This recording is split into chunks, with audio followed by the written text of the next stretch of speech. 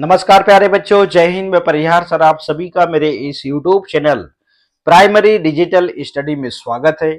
प्यारे बच्चों, आज के इस वीडियो में हम कक्षा पहली की भाषा भारती का पाठ 9 व्यंजन परिचय में आज हम व्यंजन वर्ण ह का परिचय हम जानेंगे।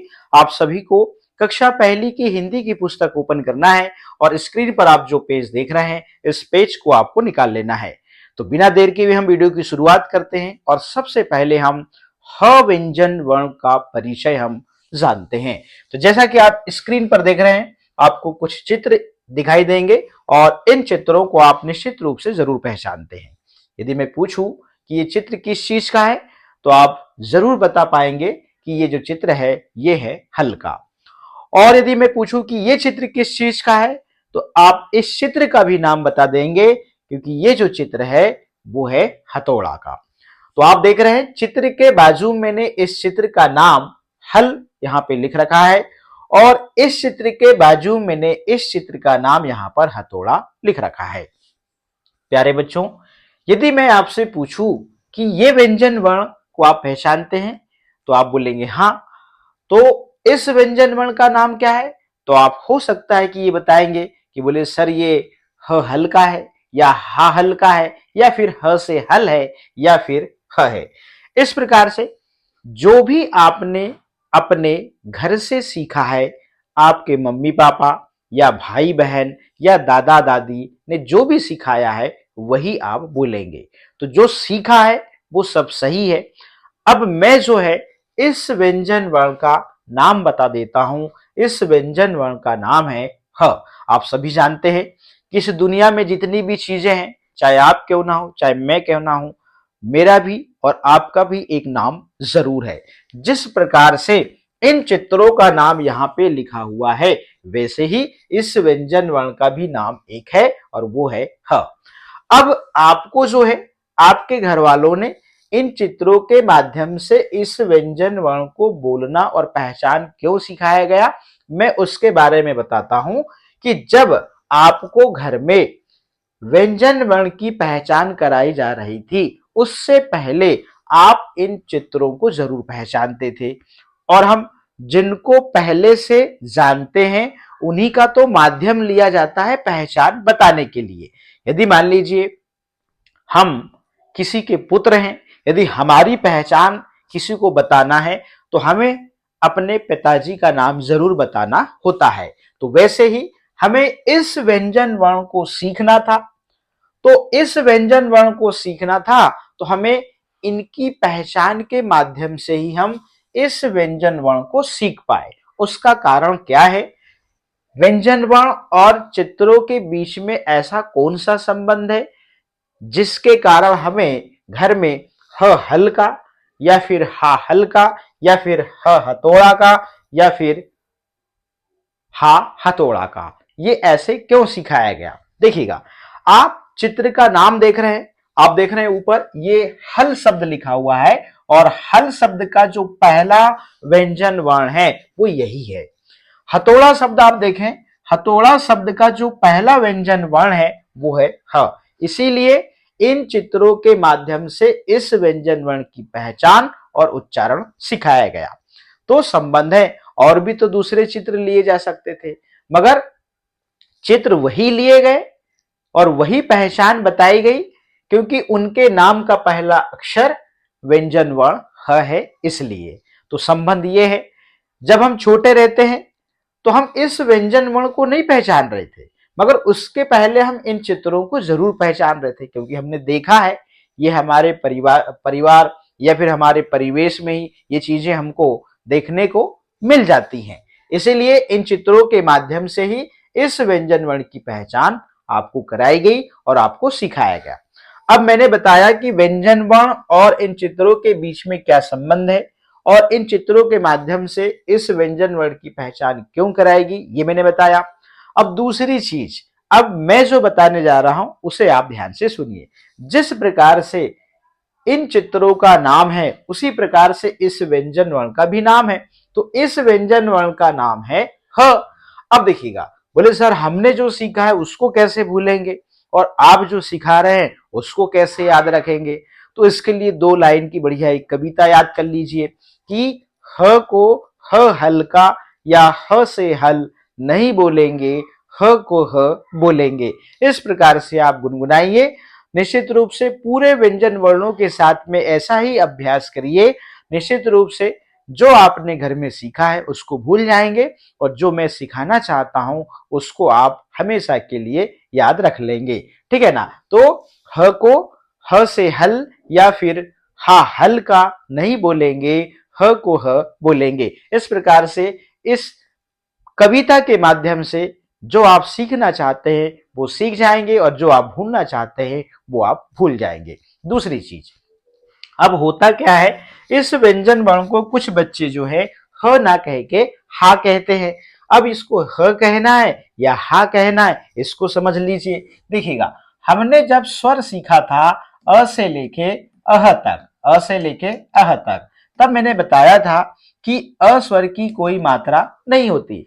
जब अ स्वर की कोई मात्रा नहीं होती तो अ स्वर जो है व्यंजन वर्णों में मिला होता है। ये जो अ स्वर है ना, ये क से लेके ग तक जो व्यंजन वर्ण होते हैं इनमें सब में अस्वर मिला होता है। इसीलिए जब हम इनका उच्चारण करते हैं तो अंत में अ निकलता है, जैसे क ख ग घ अंग च छ ज, ऐसे। अब देखिएगा, व्यंजन वर्ण एक्चुअली होता क्या है कि ये आधे होते हैं। क्या होते हैं? ये आधे होते हैं। जैसे ये अभी आप देख रहे हैं इसके नीचे हलंत लगा है, मतलब ये आधा व्यंजन वर्ण है। इसका हम उच्चारण कर ही नहीं सकते, क ऐसे होगा। जब तक इसमें अ स्वर ना मिल जाए तब तक हम ना तो इसको ऐसे लिख सकते हैं और ना ही हम क उच्चारण कर सकते हैं। अब इसमें अ स्वर मिल गया तो अब हम इसे ऐसे लिख सकते हैं और इसका उच्चारण क ऐसे करते हैं। ठीक है ना? क्यों? क्योंकि अ स्वर मिला है। तो बिना मात्रा के यदि आपको व्यंजन वर्ण दिख रहे हैं, किसी भी प्रकार की कोई मात्रा नहीं लगी, तो आप समझ जाइए उसमें अ स्वर मिला हुआ है और आप उनका उच्चारण करें तो अंत में अ निकलना चाहिए। अब ये ह है, यदि आप ह को हा कहेंगे, देखिएगा लिखा ह है, और यदि आप इसका उच्चारण जो है ऐसे करेंगे हा, इसका मतलब इसमें आ की मात्रा लग गई और इसमें तो लगी ही नहीं है। तो हमारा उच्चारण जैसा रहेगा वैसा ही हम सीखेंगे। इसलिए उच्चारण हमारा जो है बहुत स्पष्ट रहना चाहिए। तो अब जो है आप समझ गए होंगे इसे ह कहना है या हा कहना है। इसे कहेंगे आप ह, क्योंकि अ स्वर मिला हुआ है, अभी किसी भी प्रकार की कोई मात्रा नहीं लगी इसमें, तो नहीं लगी तो अंत में अ निकलना चाहिए। ऐसे उच्चारण करिए, ह ऐसे, क ख ग घ अंग च छ ज, ऐसे होता है। काखा गा नहीं होता, क ख ग होता है। ठीक है ना? तो फाइनली जो है आप इस चीज को भी सीख गए कि इसे आप ह कहेंगे या हा कहेंगे। चलिएगा, अब मैं एक छोटी सी कहानी बताता हूं। इस कहानी के माध्यम से इस व्यंजन वर्ण की पहचान और इसका उच्चारण आप बहुत अच्छे से सीख जाएंगे। देखिएगा, एक छोटी सी कहानी है। ये एक रूबी है और इसका नाम क्या है? रूबी है। ठीक है ना? अब इस लड़की का नाम जो है रूबी है, इसकी ये माँ है। ठीक है ना? इसका नाम सीमा है। इसका नाम क्या है? सीमा है और ये है माँ। ठीक। अब ये 6 साल की है। कितनी साल की है? ये 6 साल की। अब ये जो है 6 साल बाद मामा गांव जाती है। 6 साल बाद मामा गांव जाती है। तो मामा गांव में ये रहा मामा, ये रहा मामा। ठीक है। अब मामा गांव में बहुत से आदमी हैं, तो ये है आदमी। ठीक है ना? देखिएगा कहानी। अब रूबी जो है इसका जब से जन्म हुआ है ना, ये अपने मामा गांव गई ही नहीं। तो 6 साल बाद रूबी जो है मामा गांव जाती है। तो निश्चित रूप से जब से जन्म हुआ है मामा गांव नहीं गई, तो मामा के घर के अलावा मामा के गांव के आदमी इसको नहीं पहचानते। अब ये 6 साल बाद रूबी जो है मामा गांव जाती है, तो निश्चित रूप से वहां पे एक आदमी है, बहुत सारे आदमी हैं। तो ये आदमी रूबी के मामा से ये पूछता है कि बोले ये कौन है?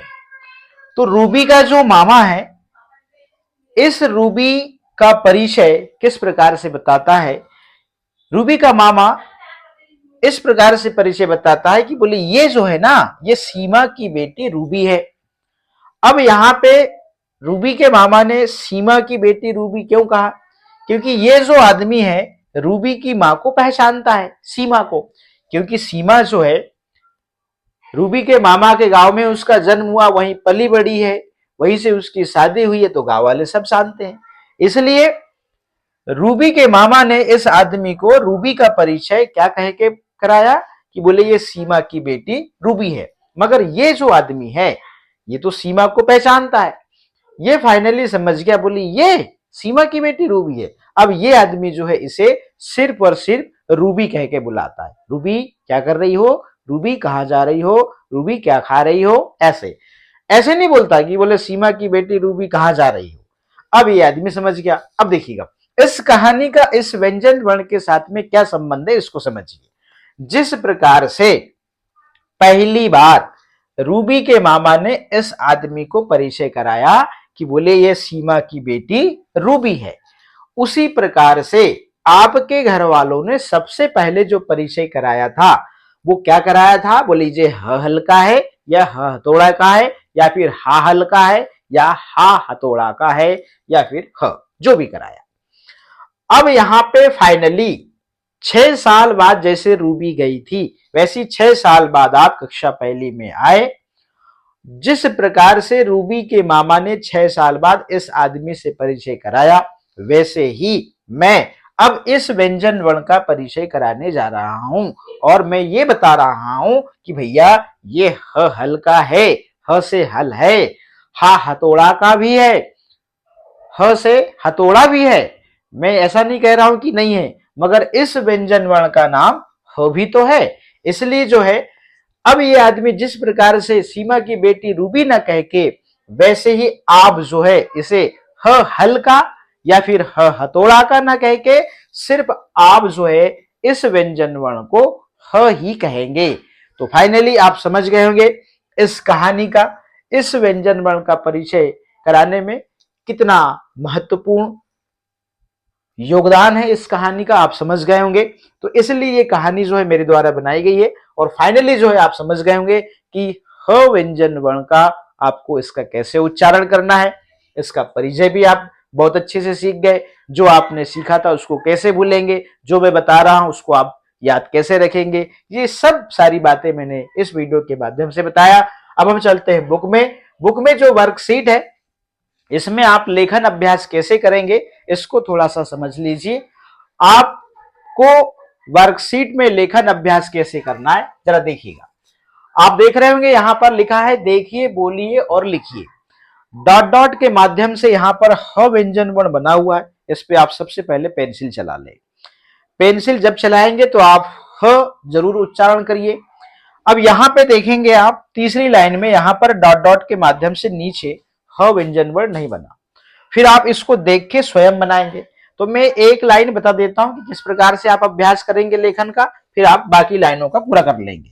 देखिएगा आप यहां पे ऐसे इस पे पेंसिल चलाएंगे, ये ठीक है, और बोलेंगे ह इस प्रकार से।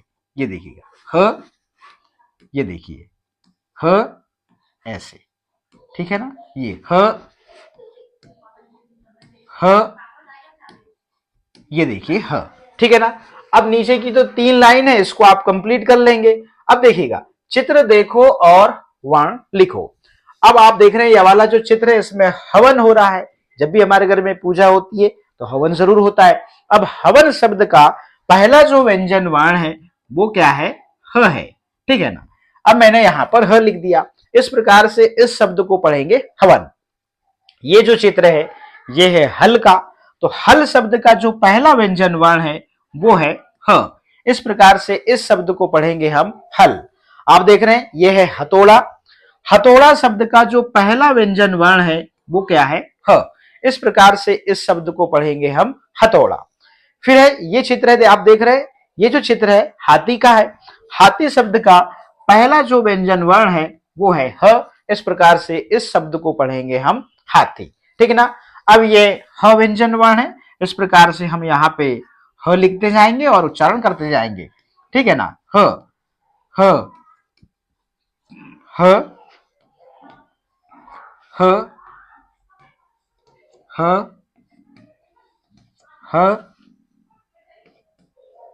ह, ह, ह।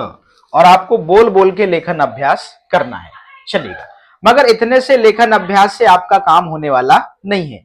आपको 2 लाइन की कॉपी निकालना है और कॉपी के ऊपर वाली लाइन में आपको सबसे पहले व्यंजन वर्ण इस प्रकार से आपको यहाँ पे ह लिख देना है। ठीक है ना, ये ह।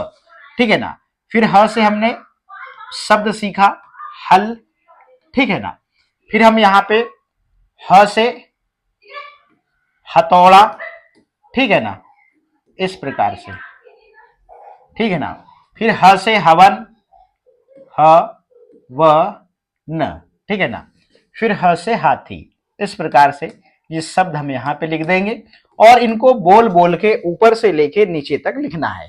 ठीक है, आप स्केल से लाइन भी खींच सकते हैं।